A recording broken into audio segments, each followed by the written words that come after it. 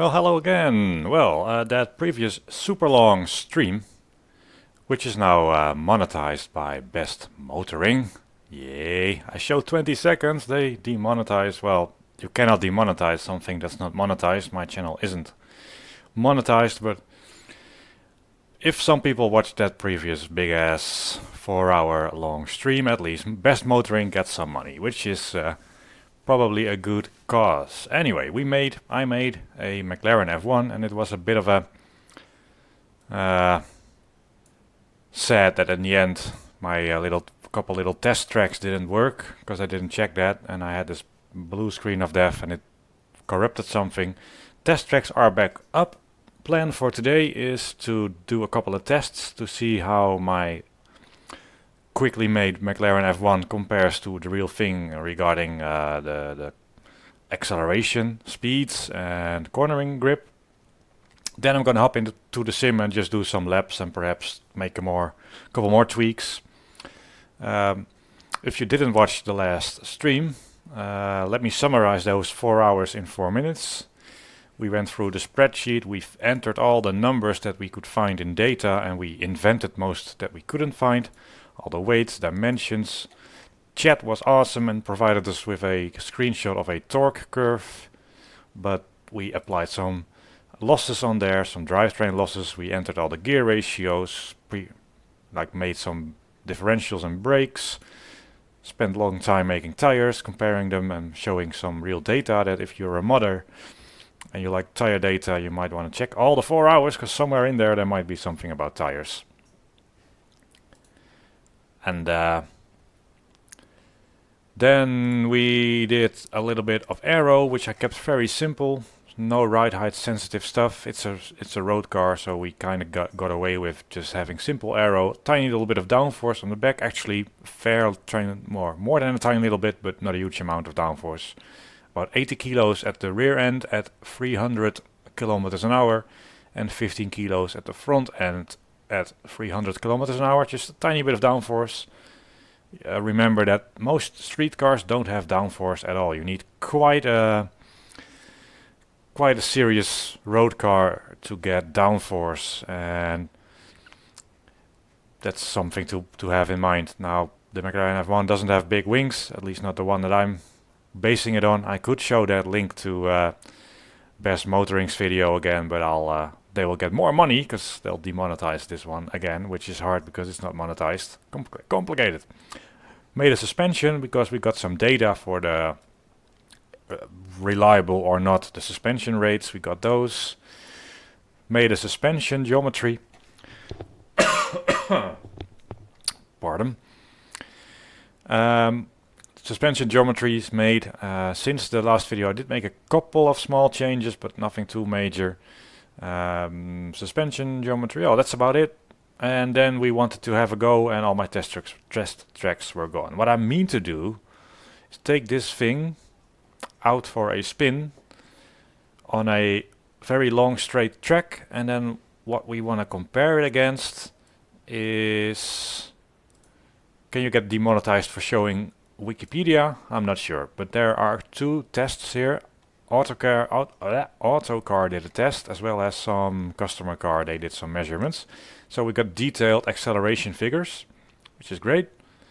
And we also saw that, and one review said the skid pad lateral grip was 0.86. And here it says 1.2, 1.3. Source 45 and 15. Let's just have a look at what those sources are. 15. So, Fantasy McLaren, Jalopnik, useful, but how factual is that? Let's have a look at what...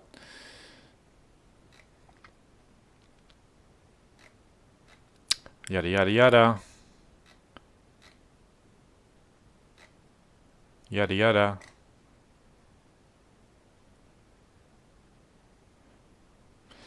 This seems like, when they have the 1.3G claimed grip next to the line where it says that you sit in the middle between your wife and your mistress, doesn't really help the credibility of that source all that much. So always check those sources, and sources are conflicting. We saw that, and we might even see it today. The other link, 45. A German link. Was it 45? I think it was 63, 45. Yeah, 45. Let's check the 45th link. McLaren F1. The Germans.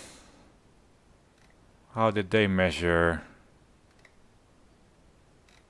Querbeschleunigung.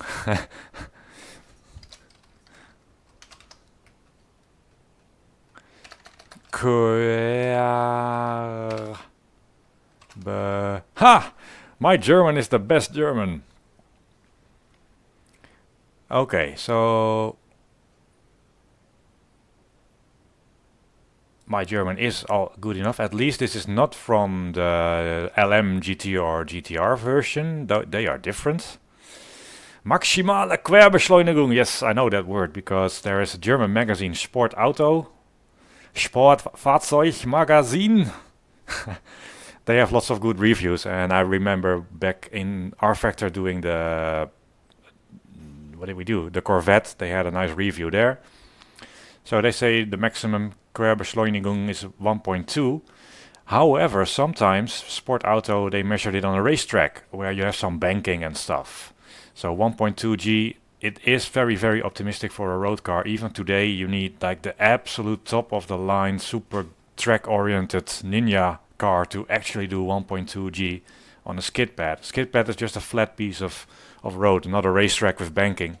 So what I remember from the Sport Auto tests is that they described the maximum cornering speed as they experienced it on a lap of Hockenheim, I believe, which is banked and stuff like that. So yeah, so that's not meh. And the 0.86 G, which sounds very low, that they got in another review, 65.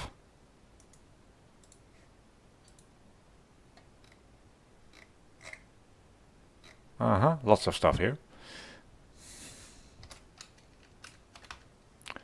Not that much there, but there was another review that said 0.86 G, and that doesn't sound that high, but for a road car that's still pretty high. And like I said, it does take a special road car even today to pull significantly more than 1 G.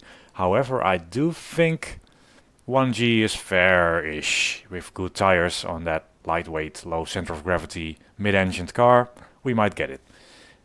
So we have some acceleration numbers. These will be interesting. Customer car and a test by other car. See how close we get to that.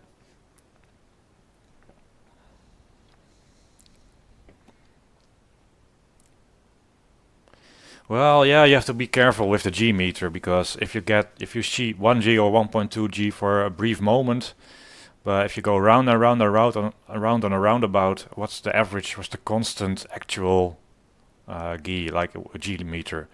During like transitions and stuff, you can always get higher peaks. But around 1 G is very good and does incline towards like pretty good road tires. And I don't think the F1 came with like super nearly undrivable in the rain Michelin Pilot Sport sort of Super Cup Ninja tires. So meh, the 0.86, I think with today's tires you might get 1 G, but I don't want to be over 1 G on a skid pad, really, not that much anyway. On to, finally, those test tracks that didn't work. That should work now, he says, confident. And I do think, however, OBS will collapse when I switch to racing, but we'll see, we'll see.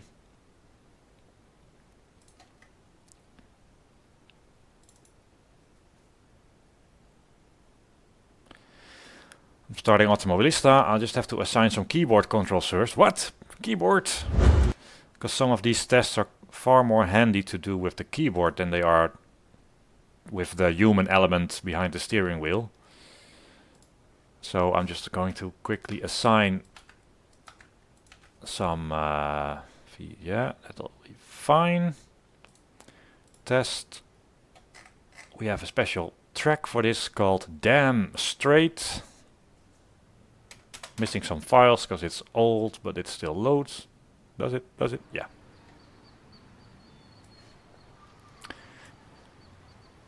There we go from 60 FPS spreadsheets to 60 FPS, hopefully a game.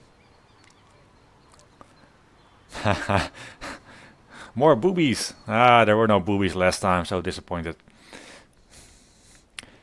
So what's the trick for this test? I hope, yeah, I set the tire grip on the rear tires to not lose any grip with wheel spin. This is unrealistic, but what I want is just to have a good acceleration run and not be bothered by having a bad launch. So we'll use launch control, which the car doesn't have, and we'll use magic rear tires that don't lose grip when they spin. I want the optimum getaway. I want the optimum acceleration run without doing a million tries in the sim. And that also means I have some gear shift times hard-coded in there. Now we'll just, in case I have to make a slight steering correction, I'll reduce that. We'll also test the brakes, for which... yeah, this is not a McLaren F1, this is the Ultima. So I've got ABS and traction control on. Now I will use launch control, I think. Well, that's a good launch. Why is it not revving up? Fail! How difficult is launch control? Off. Launch control. Why is it not revving? Oh, 1 kilometer, 2 kilometers. Yeah. Something tells me we're not going to set the world on fire with these results. Okay. Now my launch control is broken. Why is my launch control broken? He wonders.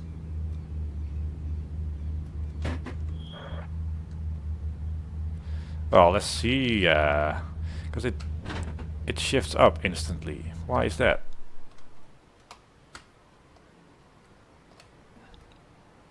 Merde. Why does everything always fail when you're streaming? Can somebody explain that?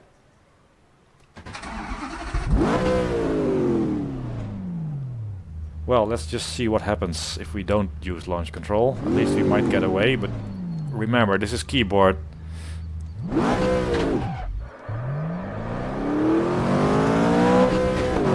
And I want automatic shifts, so I don't have to worry about anything. Alright, there we hopefully might possibly go. Oh no, that's... Let's do that all over and pretend nothing happened.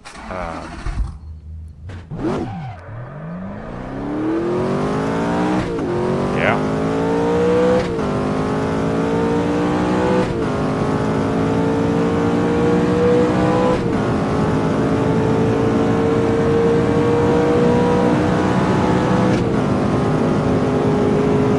Going good. I think I still have ABS on, which is great. We need some of that.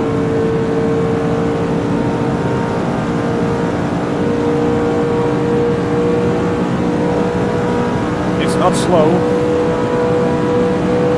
Let's see where we run into the rev limiter if we do.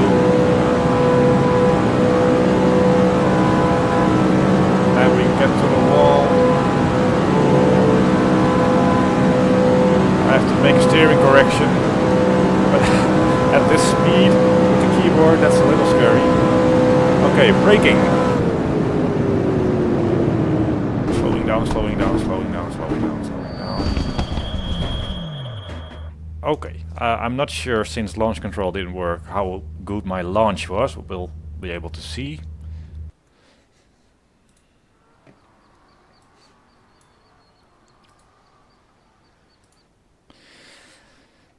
For which we have the telemetry again. Exciting. Oh, launch was not bad. I think it's pretty good.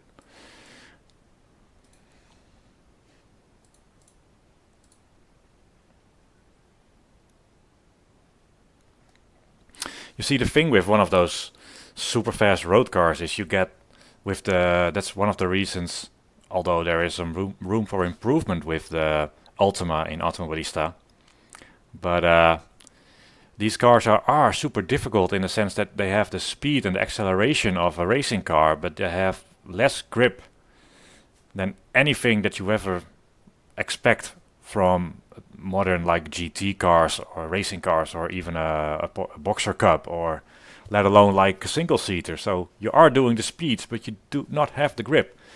This is the acceleration run, and what I always do to check this is let's zero it in. So we start moving. It's a bit slow here, so I'm not sure what that will be.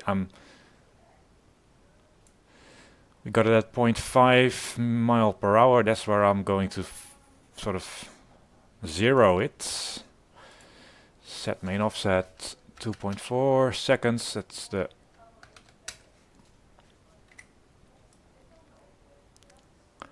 so we've now zeroed the time. My launch, my grip here started a bit slowly. If I manage to use launch control, it will be a harder, better launch, but we'll see. So we have some numbers, and all the time when you get acceleration numbers, such as this, always be sure to not confuse certain of these times when it might be near a gear shift. Now we should have reasonably close gear ratios. We don't exactly know because we got them to the second digit. It depends on the tire expansions and stuff like that, but we might be fairly close. But let's see, I shift at 60 miles an hour, so we should at least be able to look at not at the 50 mile an hour mark, but around 60 miles an hour. You're never sure if the guy who did the test in real life shifted a little bit before or a little bit later, so we'll have to see. Let's put that Wikipedia back. I'll make this a little smaller. Screen management.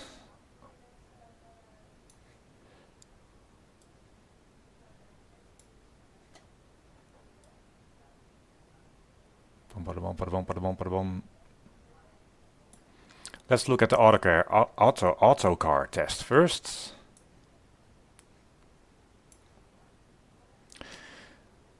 Let's see, 0 to 30 miles an hour in 1.8. I think I lose a little bit by letting the clutch off slowly. 30 miles an hour.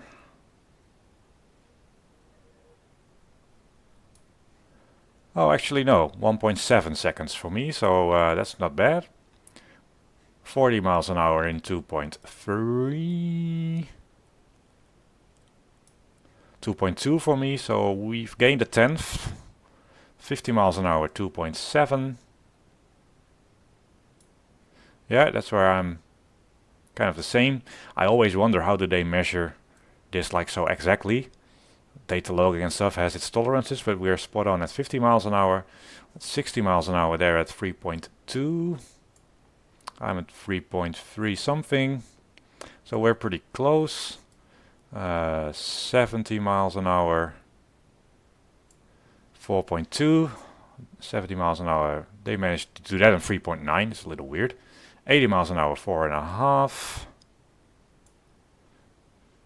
I'm at 4.8. They are at 4.5. So they seem to be a bit quicker at the moment.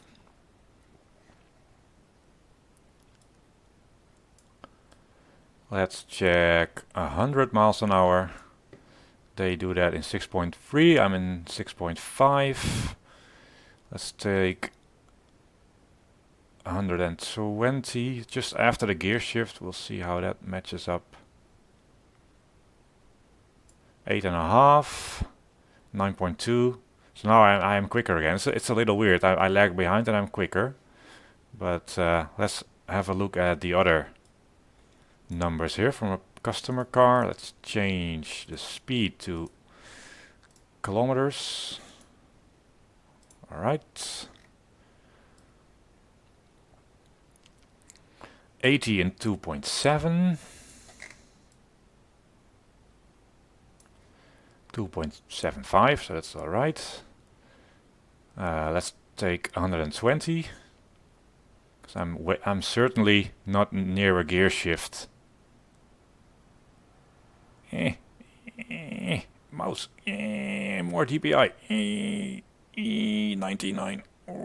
Okay, just zoom in.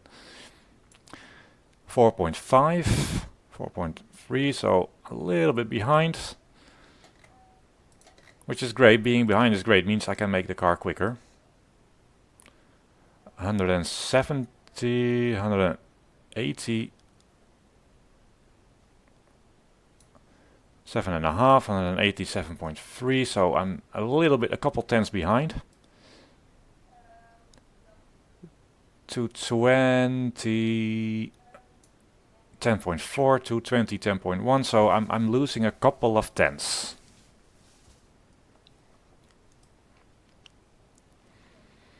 .240 is near the shift, so we'll see about 240.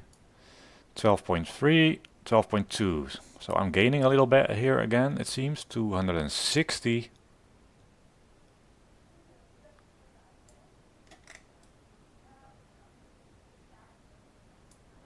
14.4, 14.1, so a couple tenths behind. 300 in 20.3, let's check that, because I think we easily went that quickly.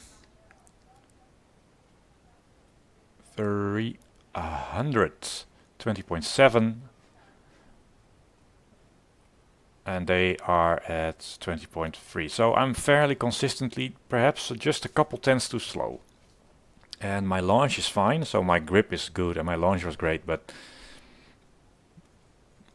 if anything, the tires are perhaps a bit too grippy, or my keyboard skills are a bit too good, but yeah, probably fine. Lag a little bit as we go quicker, so I might just reduce drag a little bit. A little eeny beeny bit, and then that will probably fine. Because if you get another 5 McLaren F1s to do this, it depends on the wind, on the conditions, on the test equipment. Being a couple tenths slower to 300 kilometers an hour, we're pretty close. And this is not something I tweaked, so this was all from our estimates in weight and rotational mass and aerodynamic stuff. Everything I just sort of guessed, but also got from the data, and that made us like only a couple of tenths. Jimmy, go away, flee! This is very scary. Jimmy, did you get your the thing we sent you? Not just the pedals, but that other very big thing. So we're very close. I'll just reduce the drag a tiny little bit, and then we're good.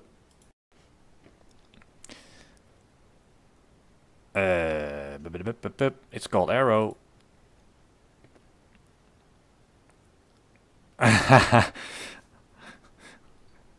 So Jimmy recently got a few subscribers, I think about 100 in total, and that's quite a lot for somebody who streams from a shed. So I wanted to make something to give you some idea how many subscribers are 100 subscribers, and then it turned out to be 100,000.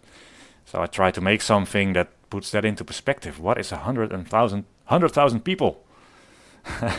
So we made. I went crazy for a day. I confused my cat software and I made something up for him. And I hope Jimmy likes it. And he has all the space in the world to put it, as you can see from his recent shed tour video. Back to drag. Currently.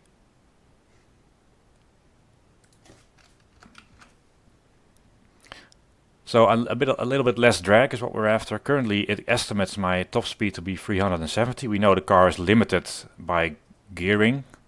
So I'm just going to add 5 kilometers to it by lowering the drag.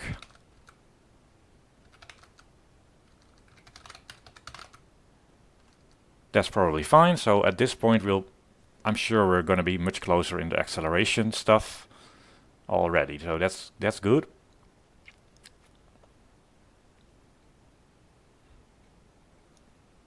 So we fixed the drag. This is so easy from modding. You can do things that are physically possible or not. I can lower the drag to 0, which a real car manufacturer will struggle to do. I'm also going to put those impossible rear tires back to normal. So they have some traction loss again. Save. Save this. So we checked acceleration. Oh, braking. Let's check braking. That's a good one. It's also included. So a couple of tenths off by the time we're going 300 kilometers an hour. That's fine. There we apply the brakes here. And at first, at super high speed, our brake G-force is 1.5 G. But quite a lot of that is aerodynamic drag. So the brake G-force starts to drop as I lose speed. And at low speed, we're looking at about almost 1.2 G braking, which is again quite good, but not out of the ordinary for good tires on a car like a McLaren F1. So our guesstimated grip levels seem to result in a good launch, good enough grip for that, and also brakes, yeah, pretty close. So there's not a lot of tuning needed for the absolute grip levels there. But now we'll do some cornering. Almost stepping into the sim and actually driving this with force feedback and everything, but I always do these tests because it does look a little easy sometimes, perhaps because I just put in the numbers and what comes out is instantly very close to reality. Believe me, when I first started to do this 10 years ago, I didn't know what reasonable values were, so the first time I did an acceleration run on a Corvette, I probably got things wrong and I was off by a huge amount. But years and years of experience and many spreadsheets make sure that when we just enter the numbers like we did in only 4 hours of quality stream a couple of days ago, it means that instantly the performance will be almost correct in a straight line. Let's hope it will be that for cornering as well. I think it will be, he says. For that we have to load another one of those brilliant DirectX 12 test tracks.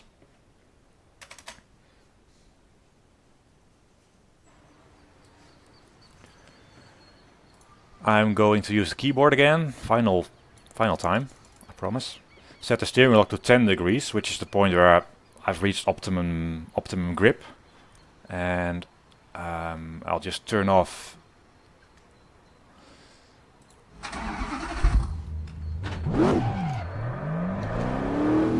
automatic shifting is off, so I'm just gonna go to the red line in first gear and take a corner. There we are. 10 degree steering should give us the maximum grip. I'll try a bit more just in case. So now we're just doing steady state cornering. Excellent. That's some data.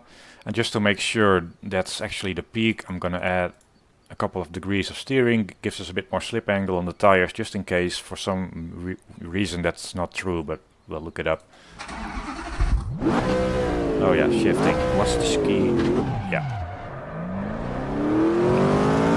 So now with a bit more steering lock, I think I have a bit less grip.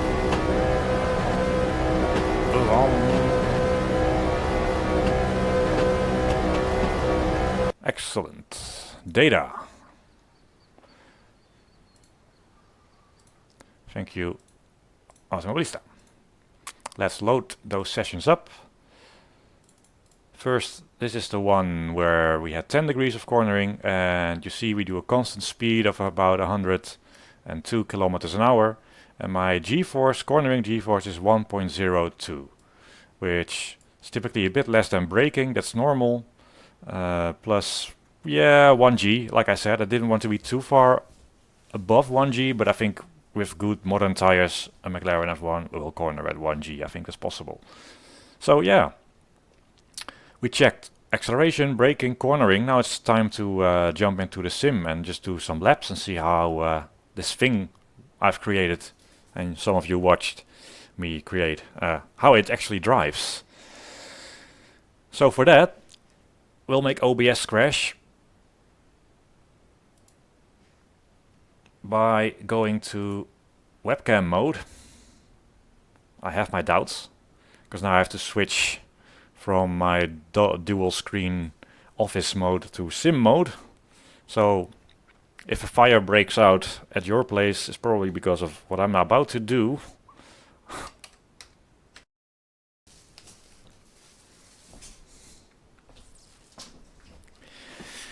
Oh yeah, cables, cables. Are we still here? Oh, oh yeah, lifting myself into the seat. Ooh. Ooh. So, I'm still here. Are we still here?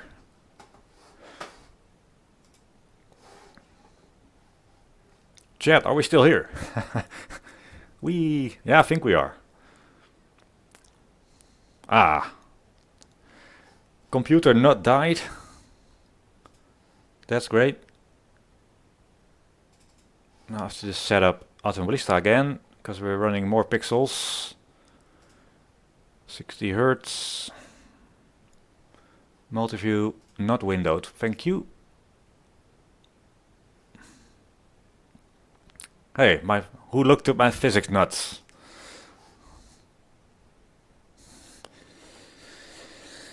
That should do it, he says.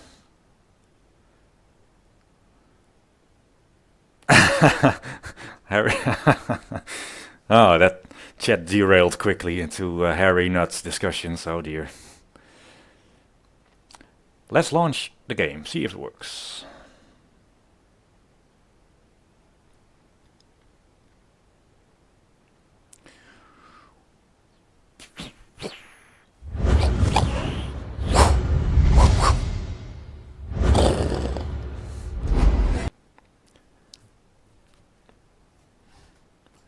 First, controls. No more keyboard.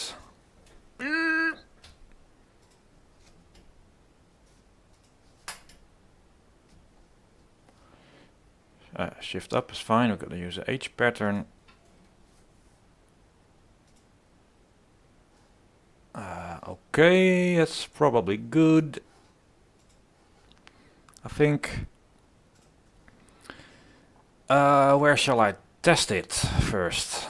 I do have a version of Goodwood installed, but it's quite disappointing, so I won't do that. Somewhere where we can go quick. Brands Hatch. No, that's not. Imola 88. I'm not sure what Imola looked like when the McLaren F1 was launched in 92, but perhaps it is a bit like that. No fuel, no tire wear. That's still stuff we haven't done from a physics point of view. No AI.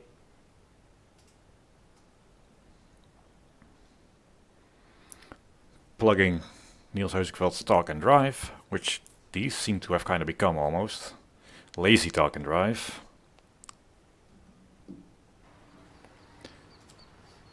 Brake pressure is good, steering 30 degrees. I do know, I read somewhere it's got 2.5 degrees lock to lock. Some fuel in it. Oh, that's not enough volume for me.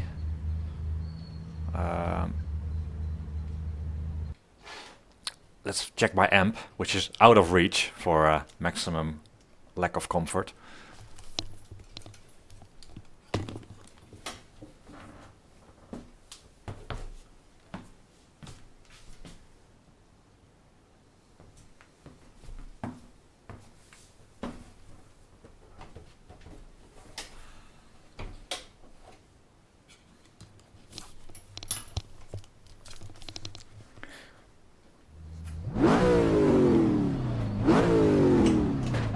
Oh yeah, I forgot the gear delays which we put in place to make the keyboard acceleration run a bit more realistic, including gear shift time, but I should be able to save that while everything else is running, he says.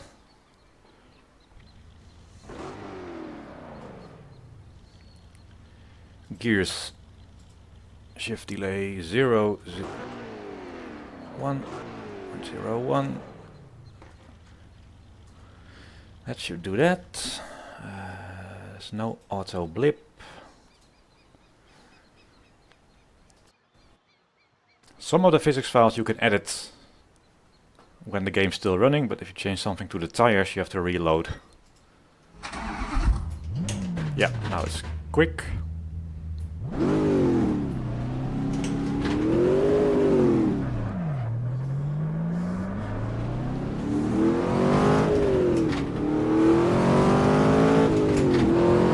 It's perfect. Well, we don't know yet. It's certainly quick.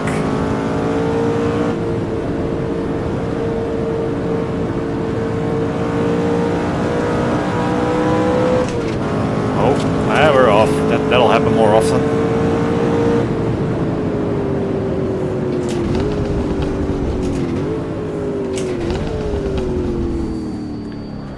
You have to recalibrate your brain to a car like this that has half the grip of a GT3 car with quicker acceleration and higher top speed than a GT3 car.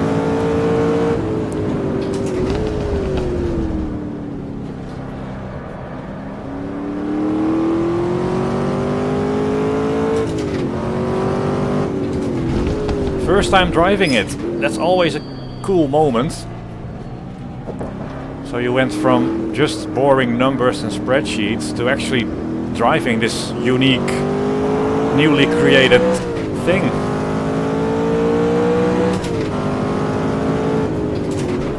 Oh, yeah, slow down, slow down. Is a road car.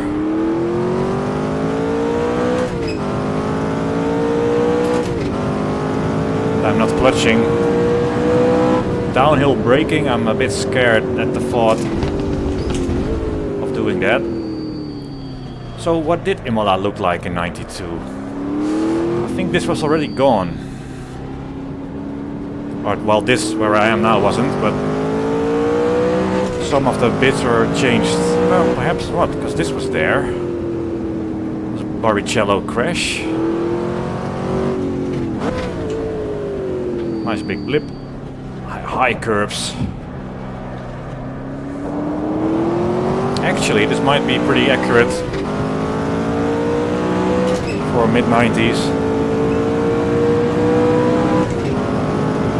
This is not flat out, I'm not gonna attempt that. It's a little understeery, but remember, this is a road car. We don't want it to turn into the hedge, into the trees.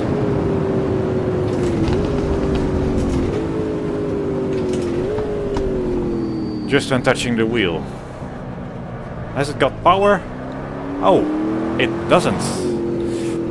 Remember that traction control and stuff. So far I haven't crashed. You know why? We have to turn off sissy mode. So yeah, invulnerability is on, but I'll leave that. Ah, you got no pedal bars. I haven't put that in yet. Would be nice to add that.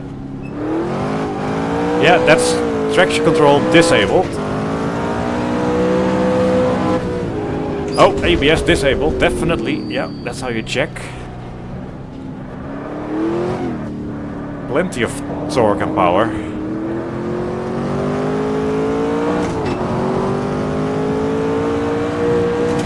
So it is not a race car. It shouldn't really be as good as a race car. Very softly sprung. We don't feel comfort or lack of it in the sim.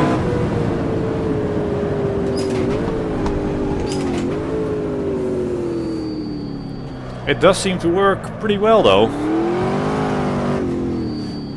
For the first time out.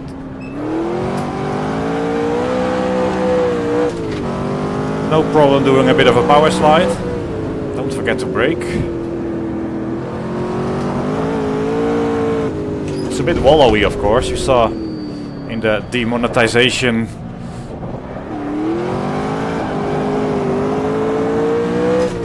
video from Best Motoring that this thing has a lot of body roll in its non-LM, non-GTR configuration.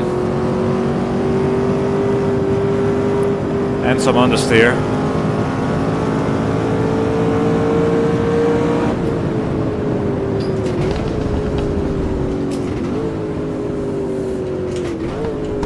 There is lag on the pedal cam, by the way, so that doesn't quite match up with the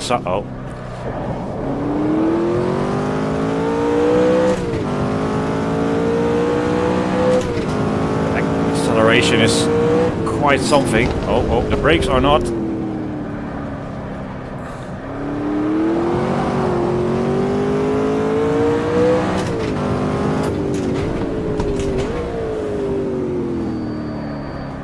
Oh, just about made it. See.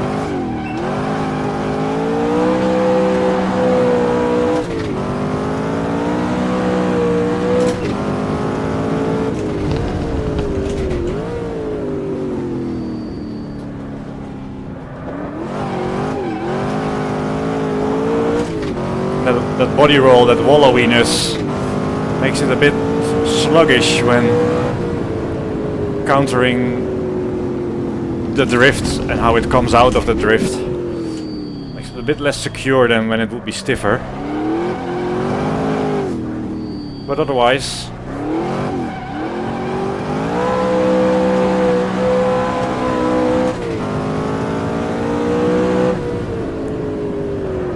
yeah, it can be thrown in. That's where you want to test the throw-in ability.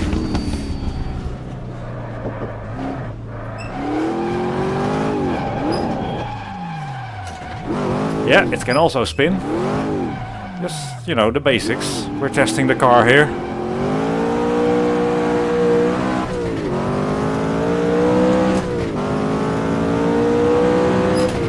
Now we're gonna test this flat out. We're not. Very stable, that's good. Bit understeery, but that's where the road cars start messing with your mind.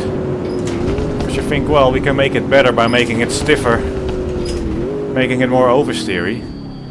But then it would be a race car, wouldn't it?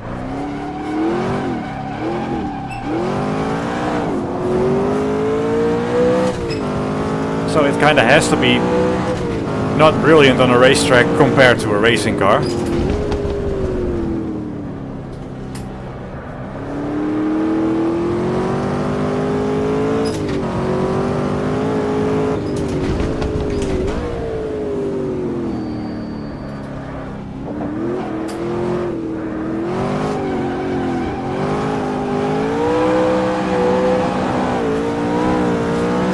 In those transitions, it's a little slow to react because it's busy doing body roll.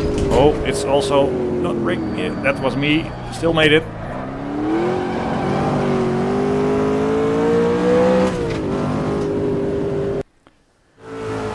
How does that look? Tires are too small. Remember, this is the physics properties of a McLaren F1 put on the 3D model of an Ultima, which has smaller rear tires, so they're floating.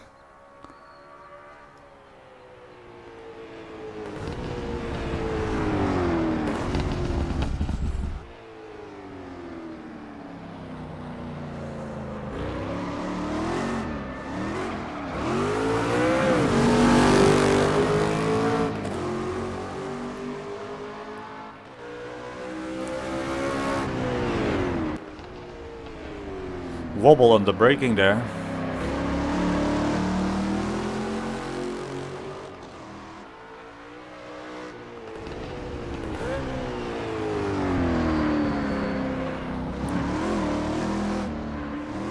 Nice. The damping doesn't seem too bad. Ah, driver skills. Luck. I like how it rolls around, and search for some best motoring videos by the Japanese. They do like body roll tests and stuff like that. There really is this much body roll, if not more. But yeah, it looks quite nice the way it rolls around. It's not a race car, and you do have to blip.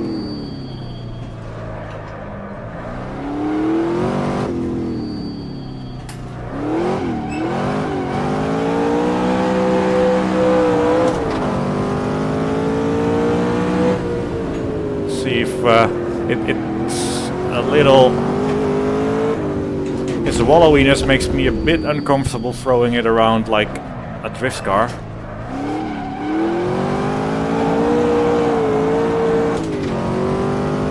These things are worth 20 million now, so you would never do that in real life, I suppose. How fast can we go here? I think I wasn't that far off the limit, because I am feeling the understeer.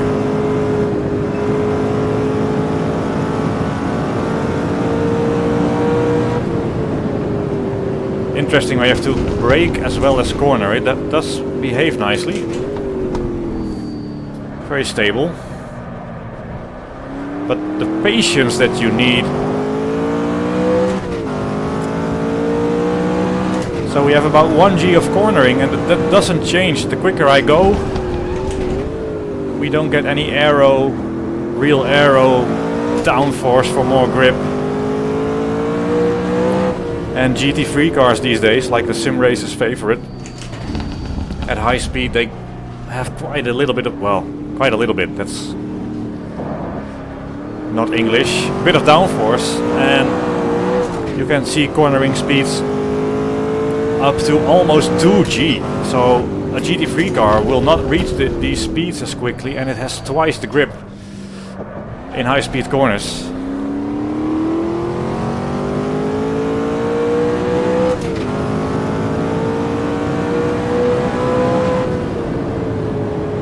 Oh, are we making this? It is kind of cool though when it has that wobble on the braking. The whole thing is not enjoying what's being done to it.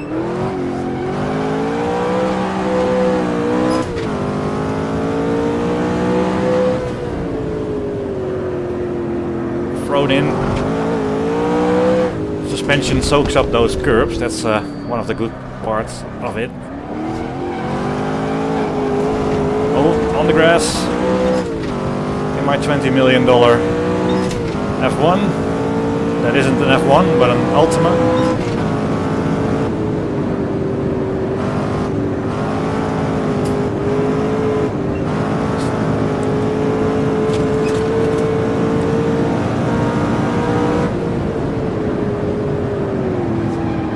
Yeah, oh, that's bad, that's bad.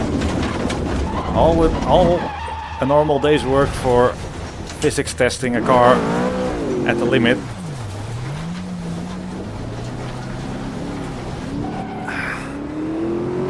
That gravel will hurt that immaculate paint job.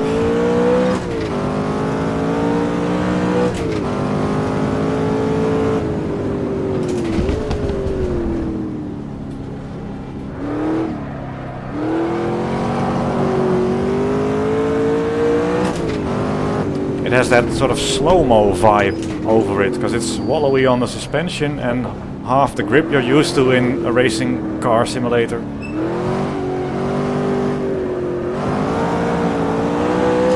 At this point tuned somewhat towards understeer.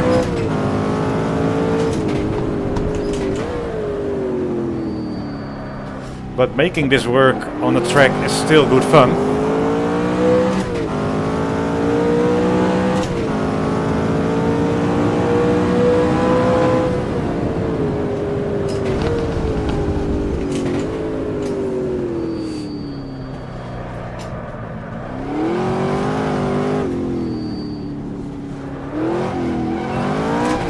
Upshift, mid-drift, essential test.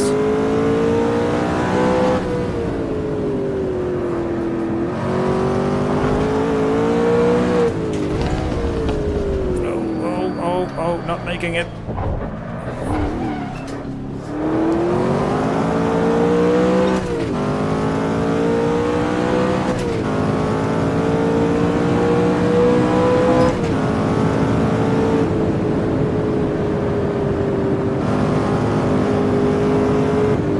Lifting off, it tucks in a bit, but if you were to design a road car and you would be in such a high speed corner and you would lift, you don't want the thing to come around.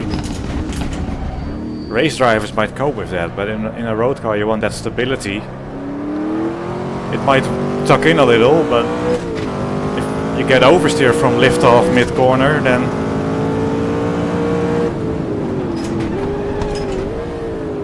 get dead customers. There's nothing worse than a dead customer, because he won't be able to buy another one of your cars. That's the reason we want to keep them alive. And that's why street cars handling is a big trade-off with keeping them alive in mind and also wanting the car to be somewhat lively. Americans don't seem to care, they just put 700 horsepower in a front-engined car, muscle car or Corvette, and just the heck with it. If you want to die, you go right ahead.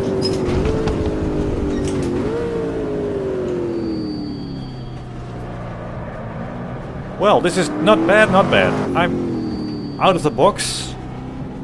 Nothing changed to the suspension. Everything just from entering numbers, doing like that, and getting some real numbers. This is how it drives. Not too bad. Let's see if we'll do another track.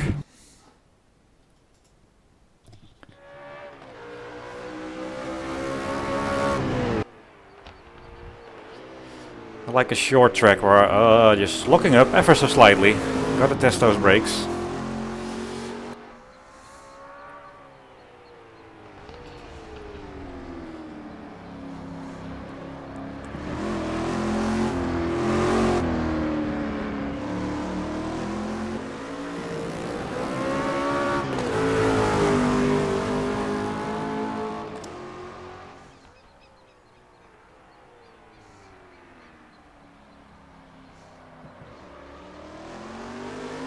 It doesn't bounce around for long. It does seem reasonable in the damping. It's just very soft. And you're probably screaming, and my brain is screaming as well. Oh, make it stiffer, add some downforce, make it a race car. But this is meant to be the road-going McLaren F1, which is quite compliant and is meant to be alright just driving around on a normal road. Alright, well. I'm not calling it a day. This is starting to be enjoyable.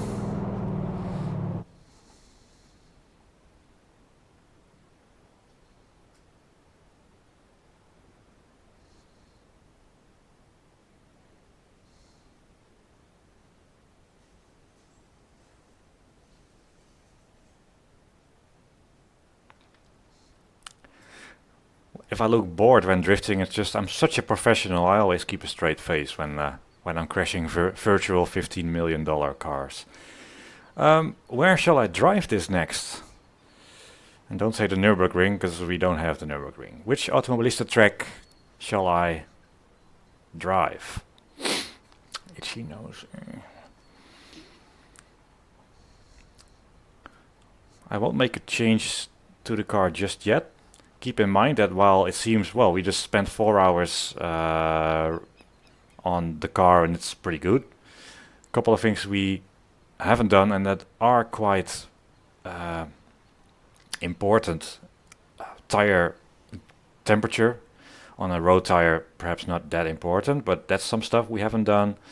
Engine heat and wear and brake heat and wear. So it's the wear and tear stuff that takes the most time sometimes when you make a car, because you have to tune it, and I can predict a lot of stuff with the physics spreadsheet, but as long as I do a Scandinavian flick, we'll do that, absolutely. But it's the wear and tear stuff that's hard to predict, and you have to do lots of laps just to see what the temperatures do, how long the engine lasts, and that sort of stuff. So that's quite boring. On a road car though, those things aren't that important. Well, we don't have... Yeah, we have Old Hockenheim. That should be quite quick at least. And then trying to slow this thing down for the chicanes. Old Hockenheim is probably good. We don't have Spa, we don't have Mugello. We do have Interlagos. But I'll do a couple laps at Old Hockenheim. That's a good idea. And I'll see about the Scandinavian flick at Old Hockenheim. Must be possible to do it somewhere.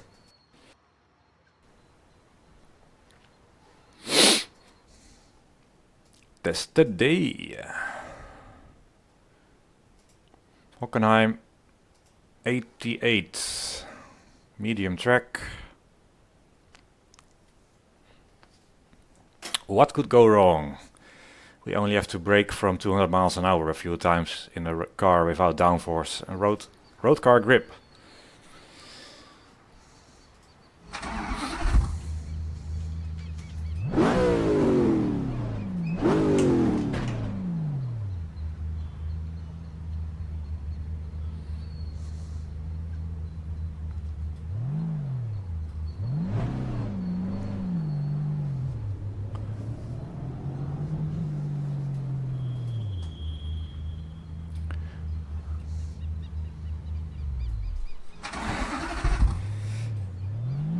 I'm just...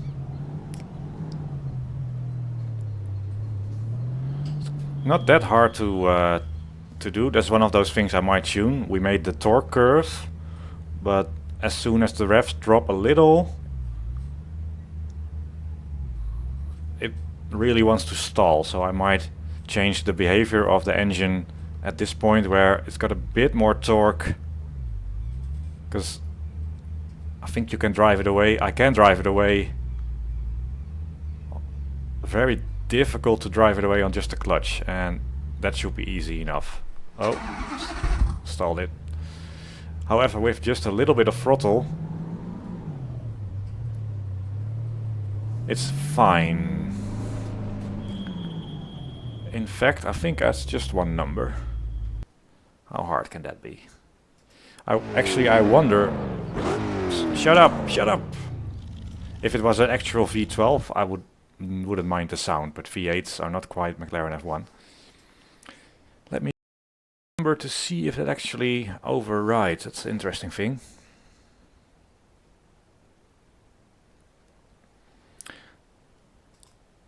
Engine. Let's see what happens if I up that. And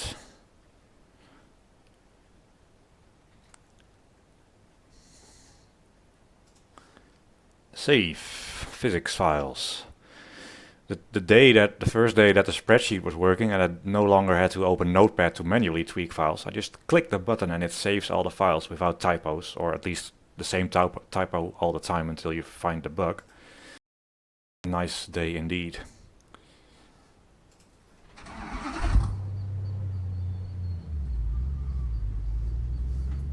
That was clutch only, not too bad. First gear, release the clutch. And we're going, yeah. Add a bit of throttle.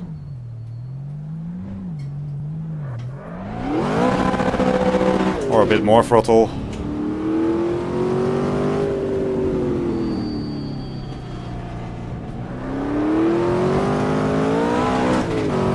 All right, this is a bad idea.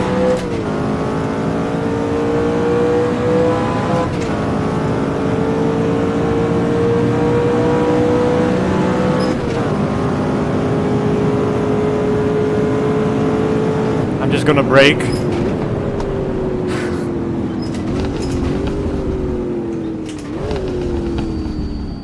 Oh, those braking distances. I'm not on a limit, but I just don't want to crash instantly. I'll do that the second lap.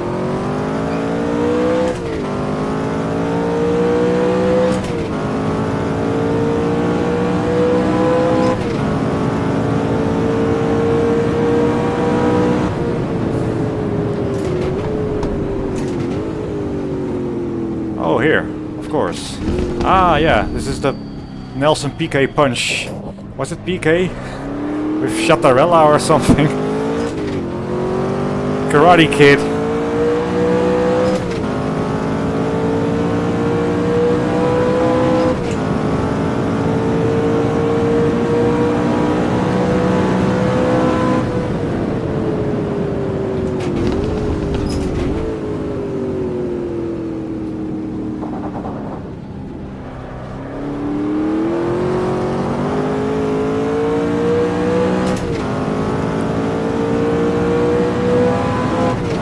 I am conservative on my braking points, but...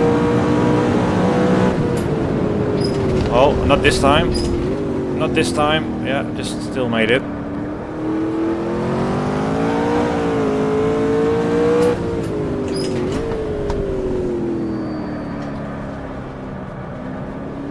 Triple screen does come in handy for the tighter corners. Oh yeah, not a Formula 1 car, not a Formula 1 car, although it's called F1, it's very confusing. Second gear is a bit useless here. I think I might just as well use third.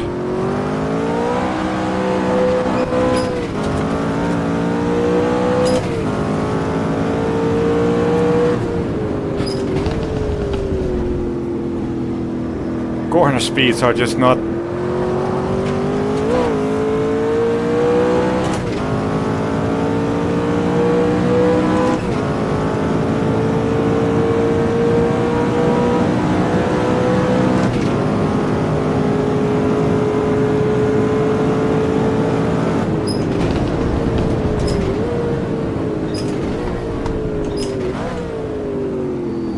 Well, I can still brake later, but not by a huge amount. Oh.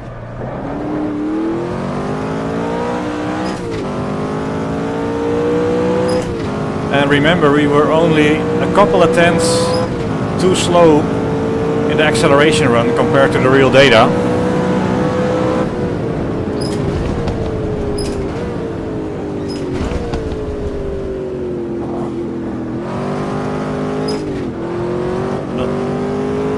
And I did lower the aerodynamic drag a little bit, so we are probably spot on. 0 to 320.4 seconds or something.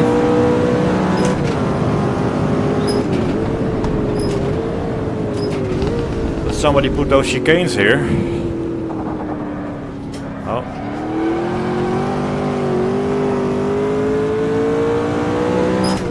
Doesn't quite count as a Scandinavian flick, I realize that.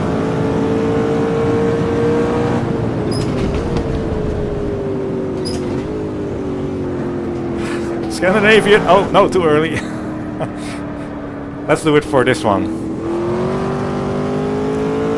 Brake, left, right.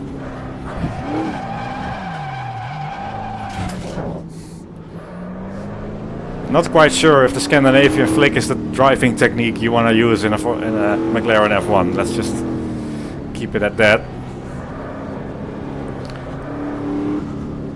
Third gear then here instead of second. No revs, but still plenty of power.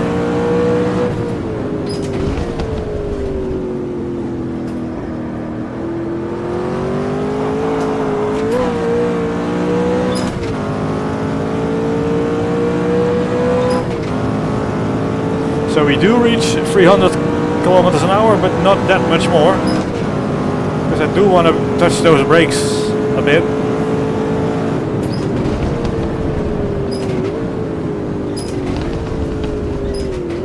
Oh. The temperature that would go into the brakes. Pedal force is fairly high. McLaren F1 doesn't have brake power assist as far as I know. So I have to give it quite a push. Nosedive. Such an important thing when it's visual. Weight transfer is always there, even in a super stiff race car, but here you see it because you get the nosedive. And that's where the grip is on the front tires, but you can actually see it and feel it because the nose is pointing down. Oh, I forgot about this one. Nothing to see here.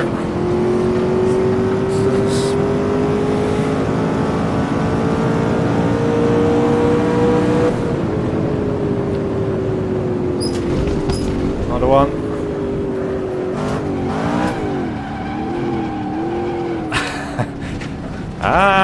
I might try a few more of those Scandinavian flicks.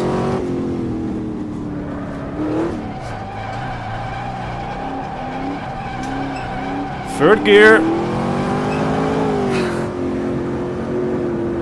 One lap ago I think I said the Scandinavian flick was the wrong technique to use in a McLaren F1. I'll take that back.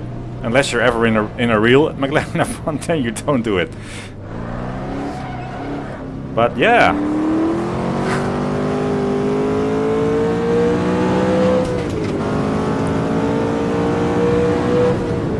On the brakes, on the brakes, on the brakes.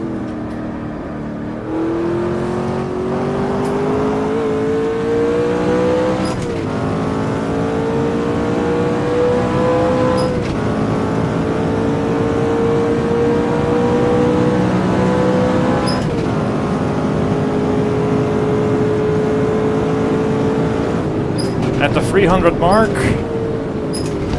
That's not a problem. So we can definitely brake at the 300 mark there.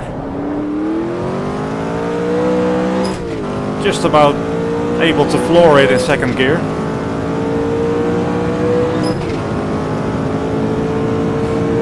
This one is a bit more tricky because we have to go right as well. So we want to start turning here, be on the right here. third gear probably. Punch somebody PK style and then off we go. And we do get some high speed understeer, which I don't mind the way it drives actually. Yeah, it's a bit understeery, but it's a road car. We have to resist that temptation to make it stiffer and more race car like.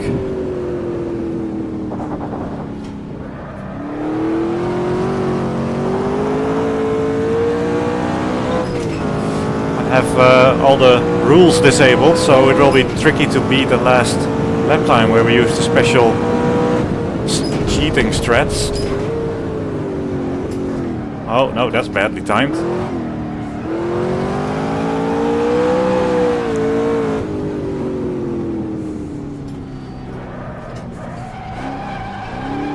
On the lock stops. Oh no, running wide.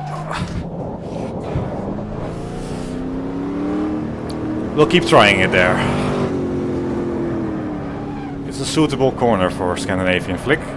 Whoever said that in chat, thanks for the tip. Try Scandinavian Flick. Should be the repertoire of any first drive, first car test.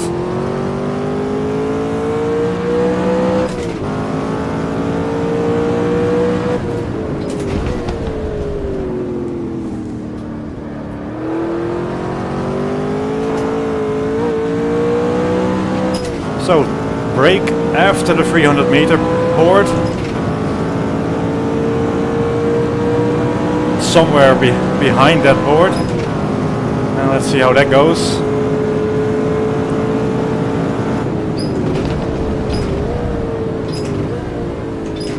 Oh, I'll keep the brake pedal force for almost an infinite amount of time. Bit darty on the way out, full throttle in second gear. It takes it quite well, a little bit. There is some movement, but that's kind of nice about the road cars, that they move a bit more. Am I going to make this? I think I am.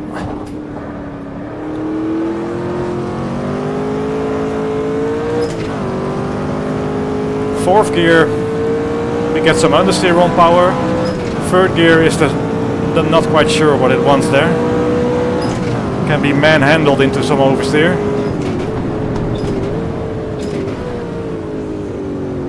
Yes, getting off the brakes slowly. It is a good thing, in my opinion, a road car like this, where the time you spend coming off the brakes is so long. It makes it easier in a way to teach, to learn. Coming off the brake pedal and coming on the steering. Okay, Scandinavian again.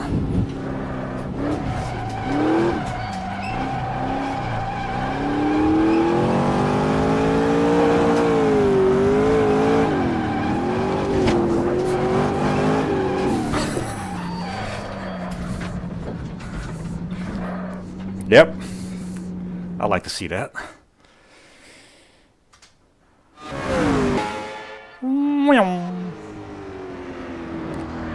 Suspension takes those.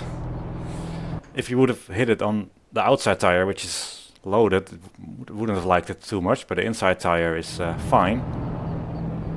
A bit of jumping there, a bit of bouncing. Here a bit of third gear fight. Fourth gear understeer.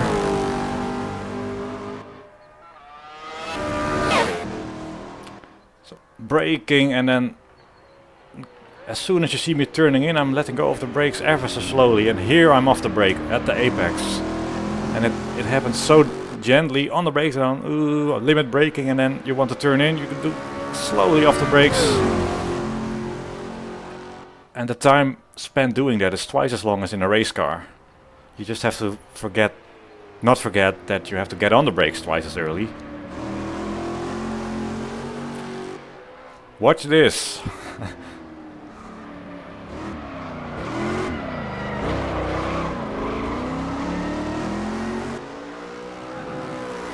And then we almost die.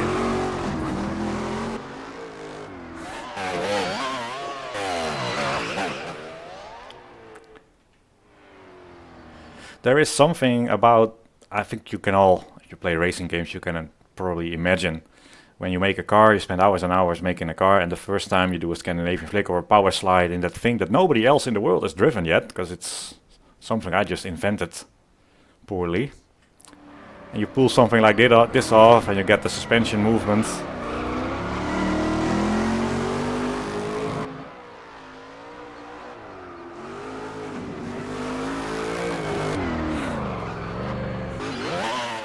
Are there any more camera angles? There must be.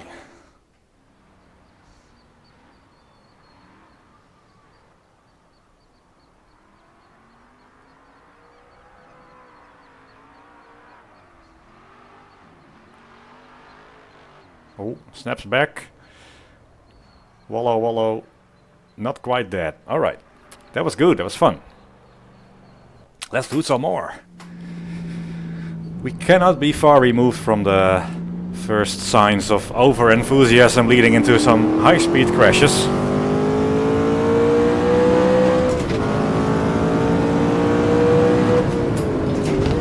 Long braking zone see us too late already.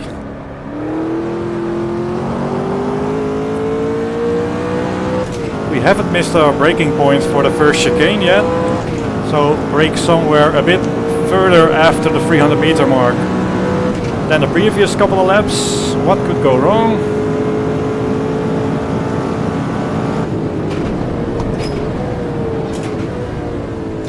Every downshift I feel it, and you can see the car moving a little bit.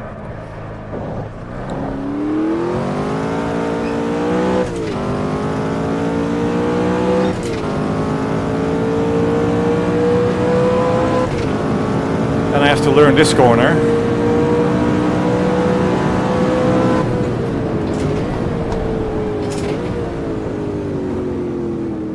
You can almost cut it completely with, oh, understeer, we don't want that, we don't want that.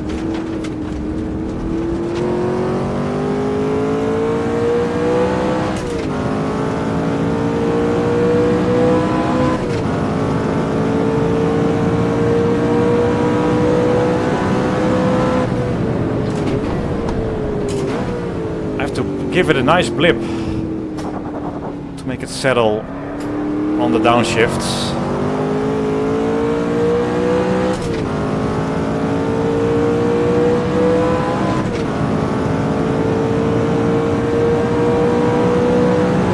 Oh, is that late? No, we still make it. We're still good. We're fine.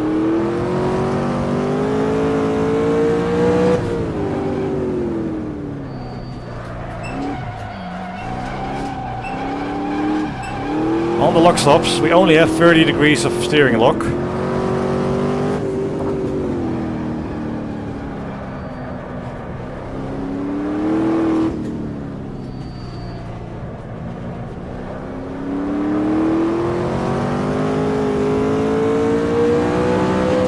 They don't make racetracks like this anymore, sadly.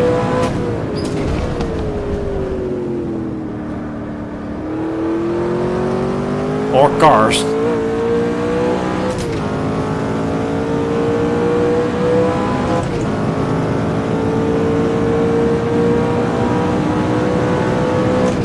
Didn't miss my brake point, but I don't want to brake much later than I just did last lap, so...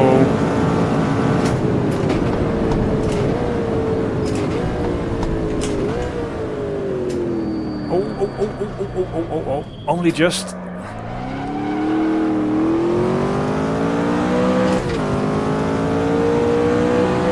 I won't do the Scandinavian flick this lap, I'll try to do a couple of reasonable laps. Just have to learn this corner.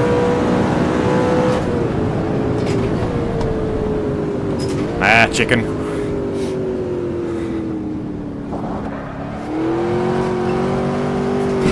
Third gear is a bit... it's the scary one. Second gear you're just guaranteed oversteer. Third gear kinda wants to step out of the oversteer, and then you might still have your steering wheel pointed the wrong way. Nice blip. Nice big blip.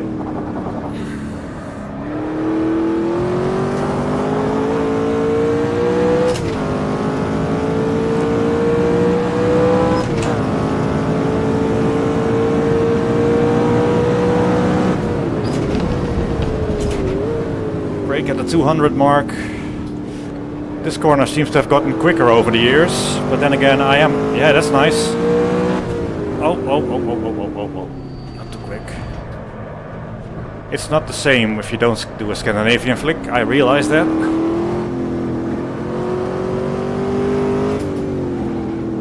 So easy to lock an inside tire there.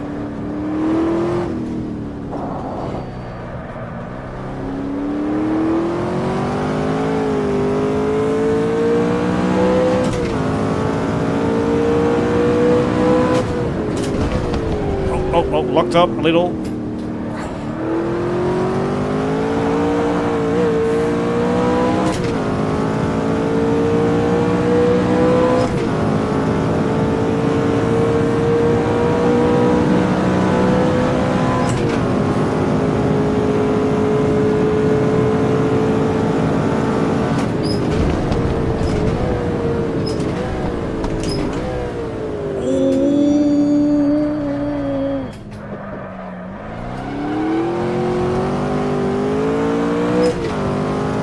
Heart pounding there, I didn't think I was gonna make that.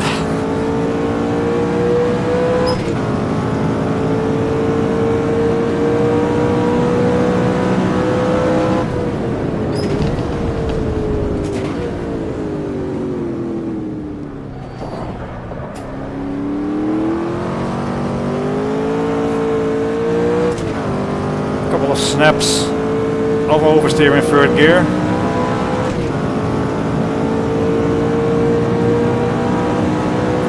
Run onto the limiter here.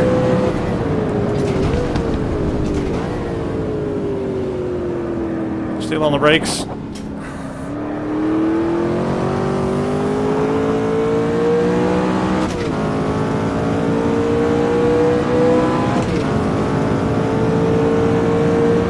.200 mark.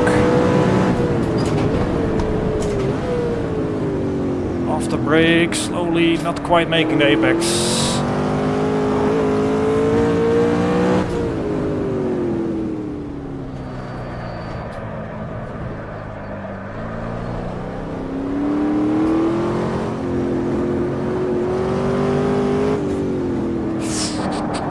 You go too quickly, just like so easily.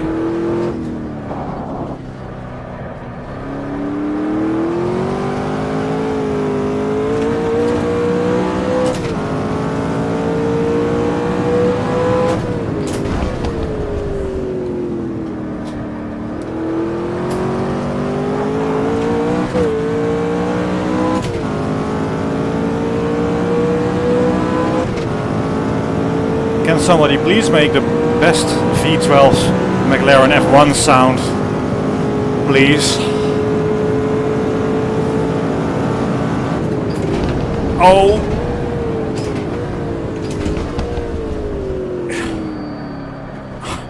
I think that I left smoke and some other thing.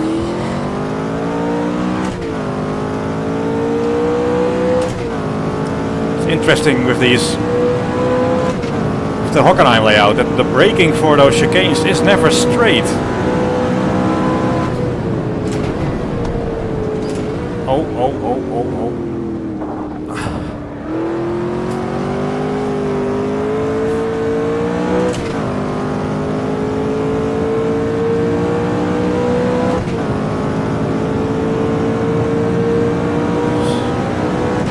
Using 6th gear for a little bit.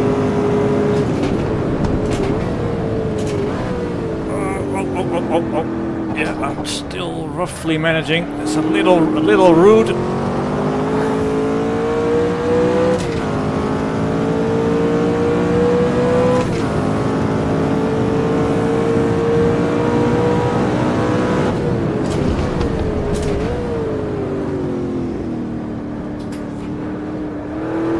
Right, the throttle. Oh, not quite like that. I was hoping to get a bit more neutral exit there.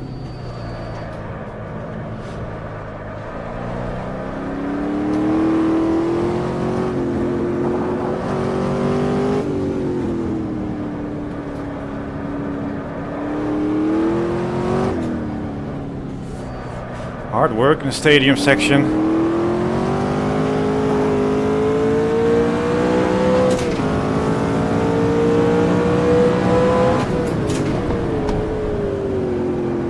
Locked up the inside.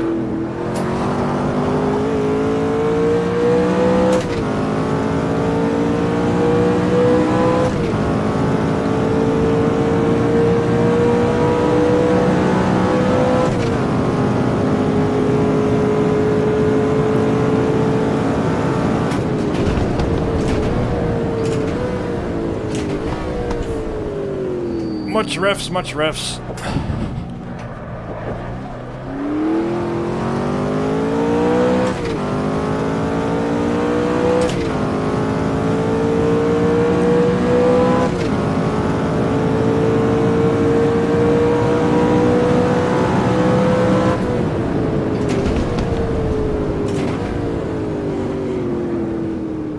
It's a little floaty.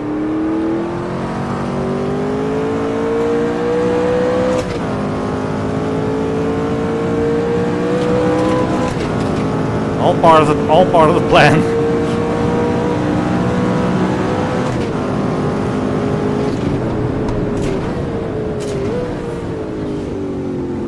Yeah, that was last lap.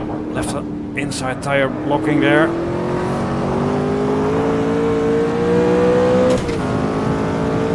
Remember, the car does not have a rear anti-roll bar.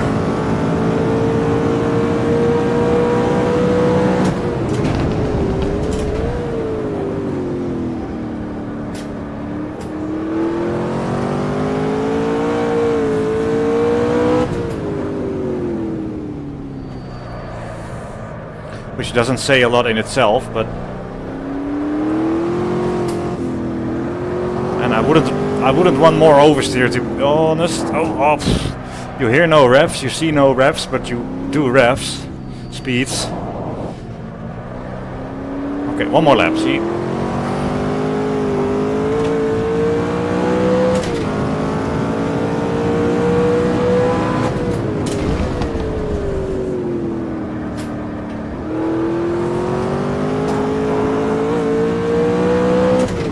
Missed the apex, but overall not too bad.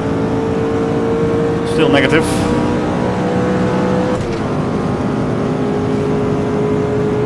Scary braking.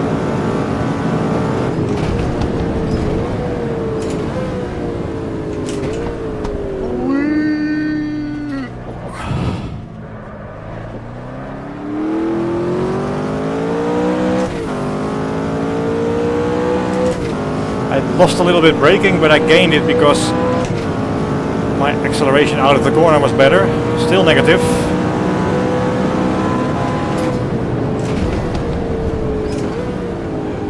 Oh, locked up, you don't want to lose. Well, guess the split. Not negative anymore.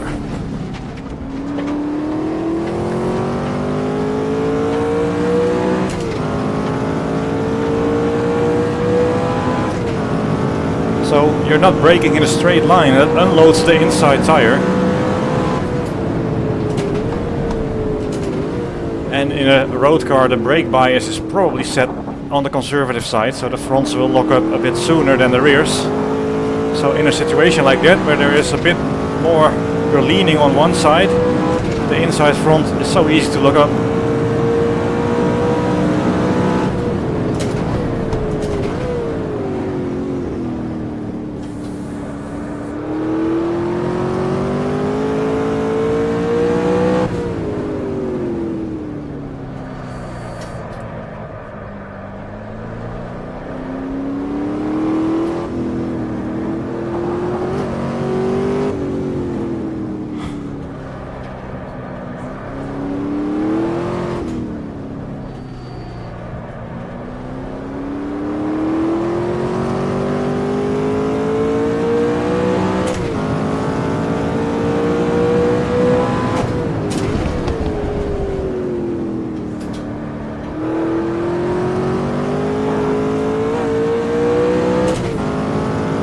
Let's try it one more time. Perhaps two more times, I don't know.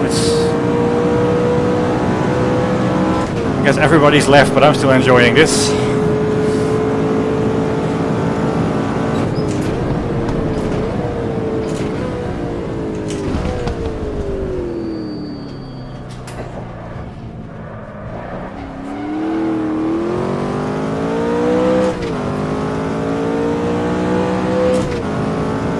Very few things beat the feeling of having a very long braking zone with lots of heel and toe.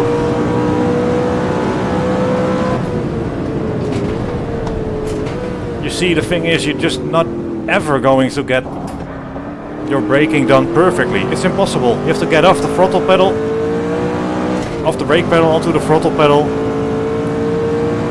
With modern race cars, you just do left foot braking and you can have your perfect braking curve.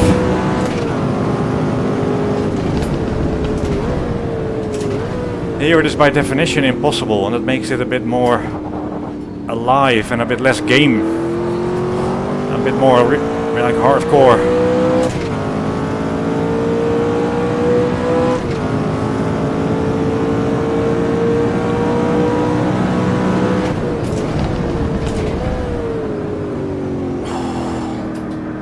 Only just made it.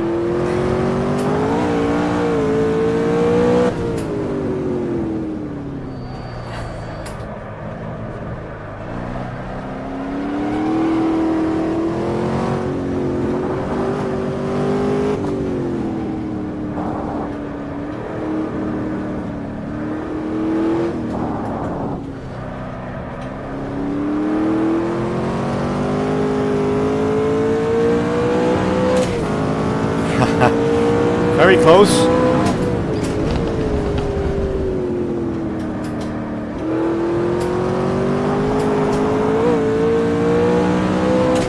No apex again.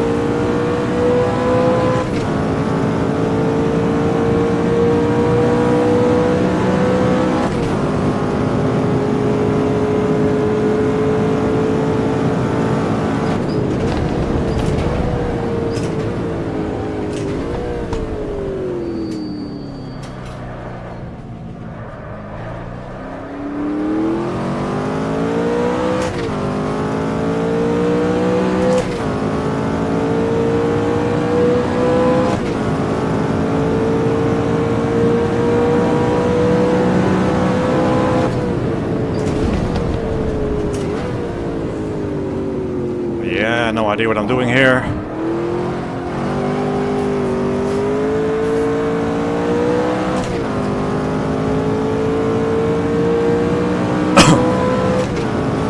Positive by a couple of tenths. Let's make that up in the braking zone here.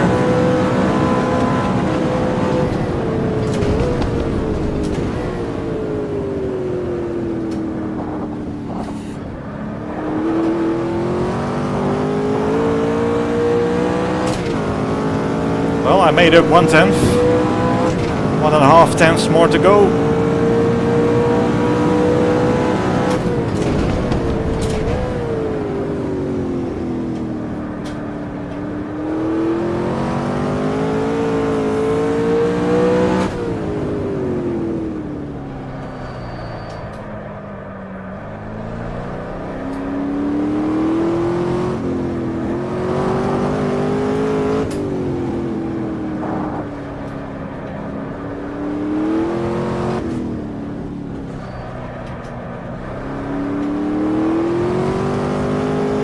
Negative.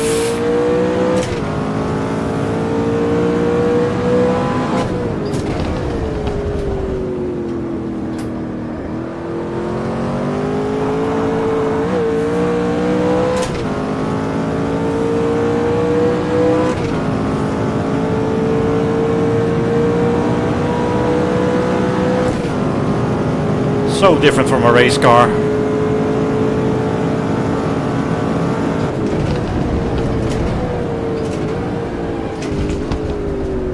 Wobble, wobble.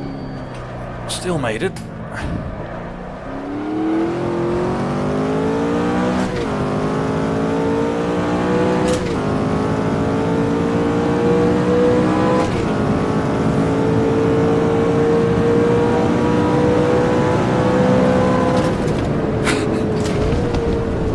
On the grass.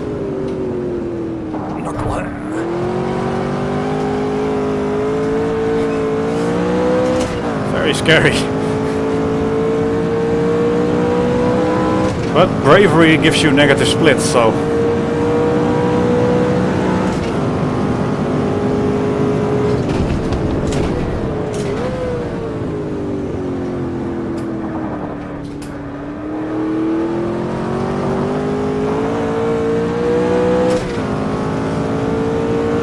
actually does.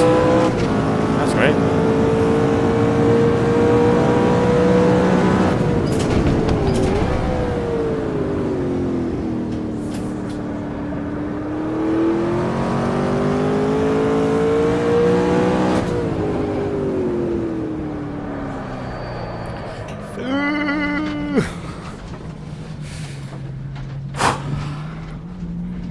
Go so slowly, and it is the quicker way to not try and force it too much in the corners and get a smooth, straight early exit.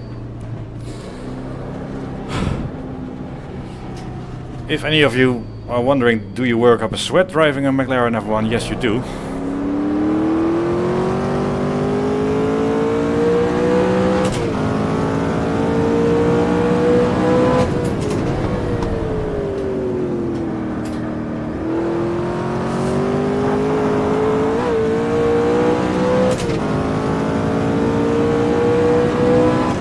It is not a McLaren F1, you know.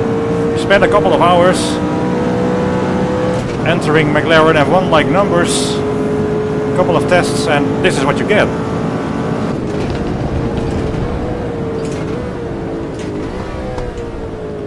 The power of spreadsheets and perhaps 11 years of experience. A great physics engine only needs great numbers.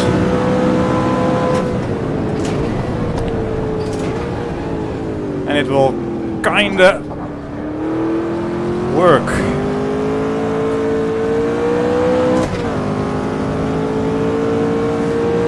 It is better than expected. Typically I expect to do some tire grip tweaks or a bit more performance tweaking. This turned out quite nicely, but it is also a simpler car than some of the racing cars, which you have complicated aerodynamics to tweak and build.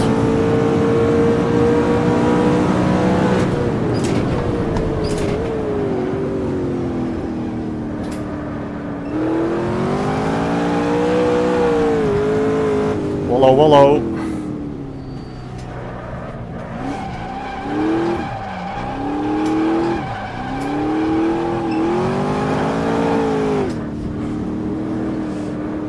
Can we do these as one? Now I'm getting overexcited.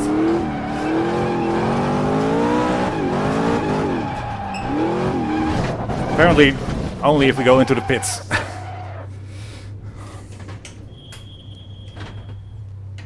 And I also like this tweak to the engine where I can just drive away on the clutch.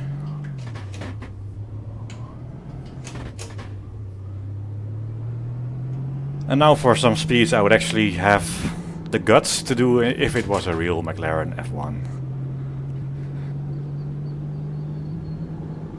That's about it, I think. 80 kilometers an hour. Ooh, corner brake.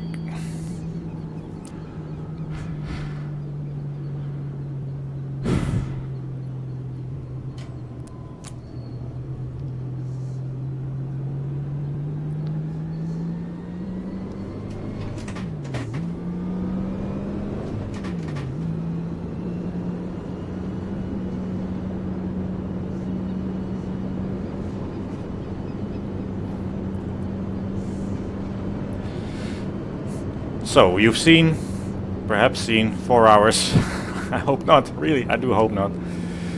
This car being built, now it's being tested, and now it becomes, well, two things. Tires currently don't heat up or wear, engine heats up a little bit but hasn't been tweaked, but it's mainly the tires. This being a road car, it's not as sensitive, but at some point you might overheat the tires, and that all has to be tweaked. Brakes as well. I think at this track where you have so many stopping zones where you go from almost 200 miles an hour, I think the car might see some brake fade, so the next step of modeling this car would be adding those wear and tear things. And that's, you know, that's subjective. Eventually I think McLaren F1 brakes, would they fade? on a track like this. There are long straights, so the brakes will cool in between, but enough, you see, and it's hard enough to find basic data on the car, let alone detailed stuff. Is there any, has anybody got me a telemetry sheet with brake temperatures of a McLaren F1? I mean, everybody's gonna just laugh at you. So that's a subjective area. Does it fade? At what point do the brakes start to fade? 1 lap, 2 laps, 5 laps? How bad is the fade? Does it simply not stop anymore, or is it just slightly longer brake distances?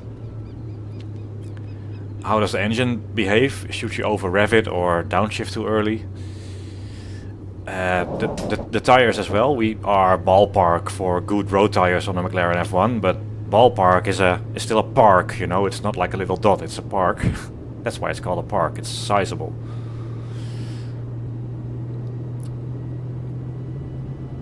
Not quite as big as the English gardens in Munich maybe, but it's still ballpark. It's still a zone. So we could be 10% too low with grip. I don't believe that, but theoretically the ballpark might stretch to that. We could be 10% too high with grip. Perhaps if it was period 1990 tires we might. And then before adding things like the tire heat. Okay, so how many laps would it take to heat up or overheat the tires? Which tire will go first? So once you start doing that, it becomes pretty clear in my way that while I think all the sims iRacings at the Corsa, R-Factor 2, Automobilista have probably the same exact aim, and we all have the same Google, so the first numbers are probably always the same, but data has been wrong. Sometimes you interpret numbers incorrectly, or you get a line 1.3G, but you read the source and you read that it's next to the line where it says you're driving along with your wife and your mistress. So that's journalism, that's fun, but is that actually something they just got from an engineer who was driving the car? Probably not. So your data sources are unreliable. And what I just said, lots of stuff still to be done, that's all subjective. So that ballpark in sim racing is quite large, even though I'm sure that all the sim development teams have the same goals in mind, realism. There are quite a few people, I just did some drifts around some of these corners, who'll say that it's much too hard to do that, I cannot do that. And then perhaps in Assetto Corsa, I don't know if it is, but it might be easier there. But is it more realistic as well? I don't know. I really don't know how hard it would be to power slide a McLaren F1 around the stadium section in Hockenheim. For some reason, I don't know exactly what it would be like. So that ballpark just exists, and I don't think there's anything we can do with physics engines or whatever to shrink the ballpark. There is always a subjective element that makes the ballpark quite big. When you add all those things up,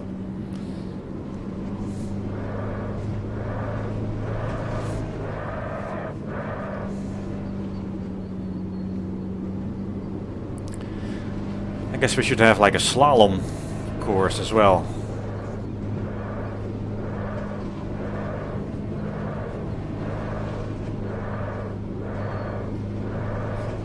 Stuff they do when testing cars. See the damping, steering reaction, and stability. If I would lift off the throttle when doing this and the car would spin, it would be quite dangerous.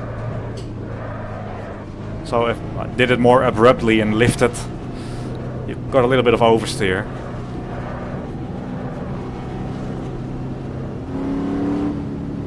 Anyway, this is a great track. Thank you to whoever suggested we should drive it here.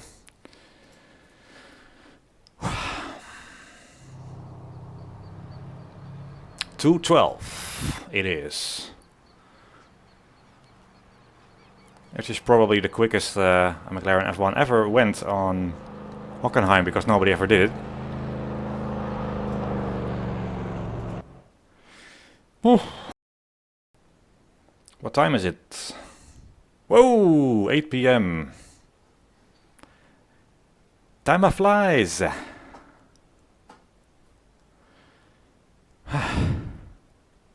Time does fly when you're sim racing. I'm just gonna catch up a little bit with chat to see if there's anything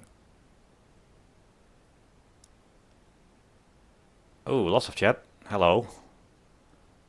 Hi, everybody.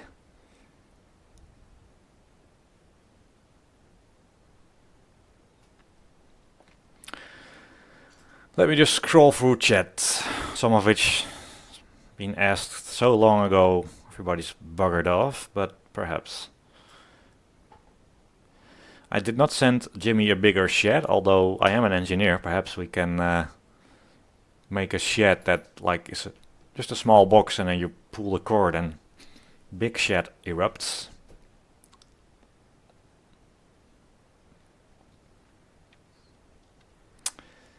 Pum pum pum pum. I'm just scrolling through the chat. Harry Balls. Historic Hockenheim. Historic Spielberg was not a bad suggestion.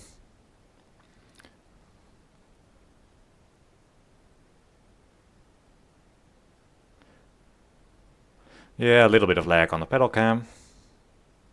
Scrolling through chat. Sorry guys if I'm not keeping up. Release this? No, that's always tricky. Obviously, I'm part of Reiza Studios, but you don't see everything that goes on in the sense that I do these things all the time, like a couple of times a year. Just pick a car and make it, and now I just chose to stream it and drive it a bit. It's ugly. It doesn't fit the car, and we can call it something else, but we don't have. You get into all sorts of issues. If it was simple, if it was 10 years ago we were modding R-Factor, somebody would probably have a model somewhere and we could release it, but it's a bit more complicated these days when you're attached to the development studio to just release your mod, so I'm afraid no, not really. But it's more meant to give you some insight in how cars are made and driven. And then I chose a road car, which we don't really have in the game, apart from one. So Scandinavian Flick, we did that. That was a brilliant suggestion from Dennis Carlson. He saved the stream.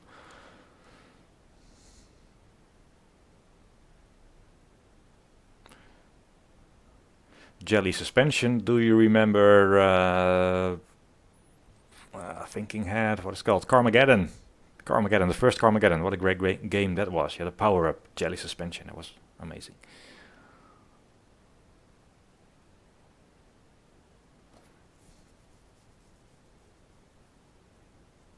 So the stream, the first stream where I made the physics is online again. It got taken down, also copyright claims and stuff like that, but I'm good. And if you watch the 4-hour stream, money will go to those Japanese guys' best motoring, which is fair enough. I haven't got my channel monetized anyway, so it would probably be a good idea to... That's a good idea for YouTube. If you're not monetizing your channel, choose a channel that will get your money. So you monetize it for somebody else. That would be nice. In my case, 40 viewing a live stream, that's going to be like at least 2 cents per stream.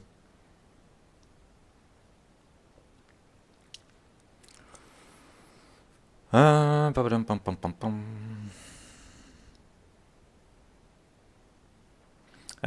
asks, so seeing how fast you can build a draft car. First, I thought it was a typo, drift car. So it's like 4 or 5 hours and it drives.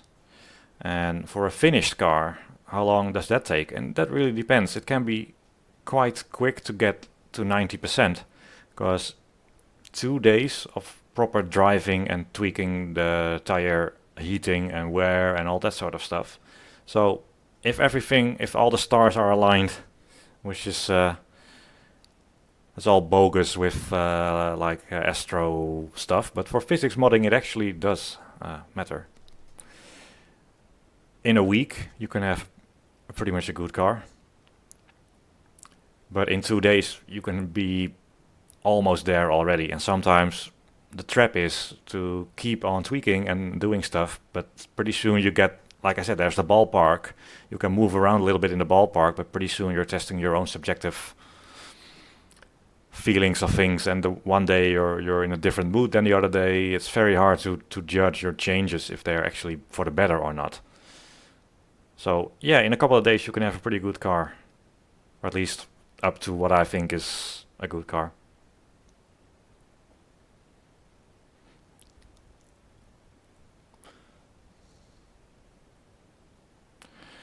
Abgefahren Dookie asks if I have any drift experience in real life. I have a front-wheel drive Ford Fiesta, and that's about it.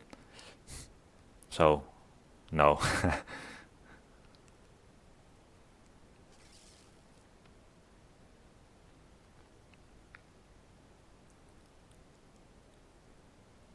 And Arch says, if you get off the trail brake faster and immediately transfer to throttle, I think it'll drive better. It perhaps, but it seems to take forever on the brake, slowly off the brake, slowly on. It does seem to be what the car likes, being very smooth.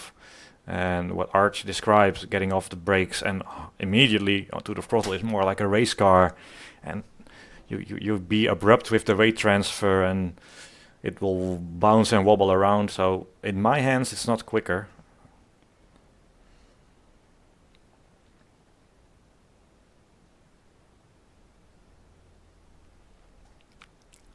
I think we have about 0.4 degrees of tow out per tire on the rear, so that's, I don't know.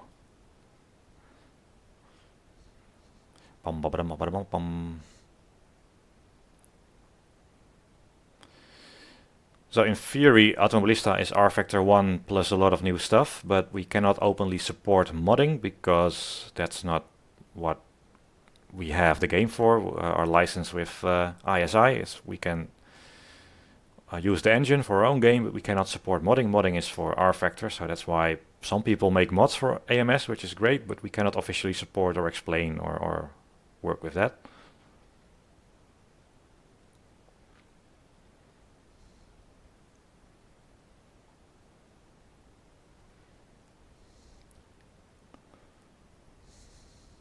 I am riding the clutch, but there's quite a big dead zone on it, so I've set the dead zone to the point where it doesn't engage the clutch even if I'm riding it a bit.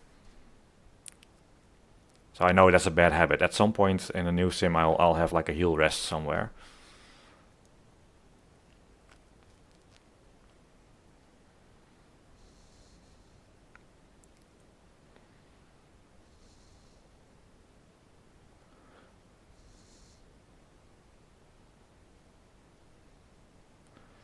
Right, that seems to be caught up with most of the chat.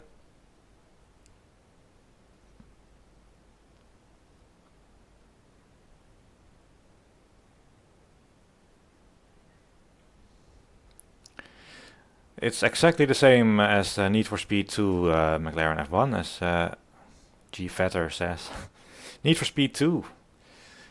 I played the first Need for Speed a lot, 2 I haven't. I went back with the third, Hot Pursuit. You could do split screen with my Voodoo 2 3D accelerated card.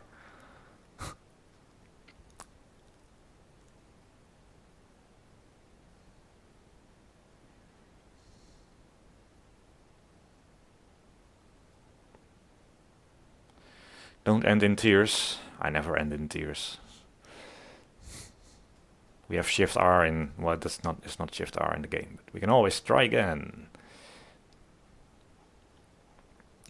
Well, that's most questions answered. And it's 8 p.m. We had a super large brunch thingy with about that big. Yeah, it's that big. So not hungry yet. I'm wondering though, I should probably call it a day. If you have anything, yeah, you can always send it to my work email, niels@huizinkveld.com. I'll be disappointed if there are no boobies there, but actually let's keep it professional and let's not do boobies. Boobies are not hard to find on the internet, obviously. Oh yeah, he has the book. Okay. Well, if it's like super low effort for you, mail something, that's great, but don't go through too much effort. I'm not sure how much I will do to this car, but the more data I get, the more reason there is, of course, to revisit it. Right, guys. Well, yeah, that should go on a t-shirt. I'm gonna call it a day. finally getting to do the driving instead of all the creation. So now you have 2 streams to rewatch, perhaps boring or less boring. And somebody's hacking into my computer right now. Have a great Saturday evening or Sunday morning or Saturday morning, wherever you are. And I'm going to spend my evening doing something else. Bye bye, guys.